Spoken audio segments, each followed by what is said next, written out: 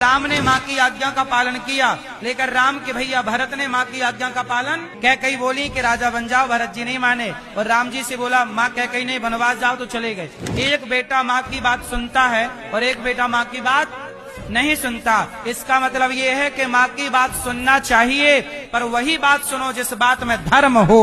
जिस बात में धर्म ना हो वो बात माँ की भी भरत जी ने नहीं सुनी।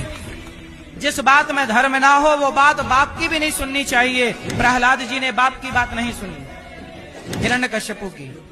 जिस बात में धर्म ना हो वो बात बाप की हो, माँ की हो या गुरु की हो।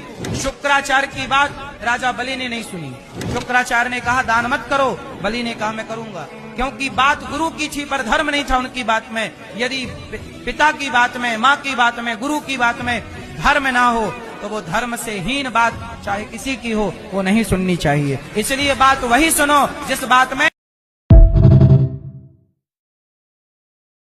राम ने माँ की आज्ञा का पालन किया, लेकर राम के भैया भरत ने माँ की आज्ञा का पालन। कैकई बोली कि राजा बन जाओ, भरत जी नहीं माने और राम जी से बोला माँ कैकई नहीं, बनवास जाओ, तो चले गए।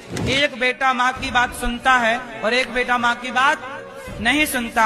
इसका मतलब ये है कि माँ की बात सुनना चाहिए, पर वही बात सुनो जिस बात में धर्म हो। जिस बात में धर्म ना हो वो बात माँ की भी भरत जी ने नहीं सुनी।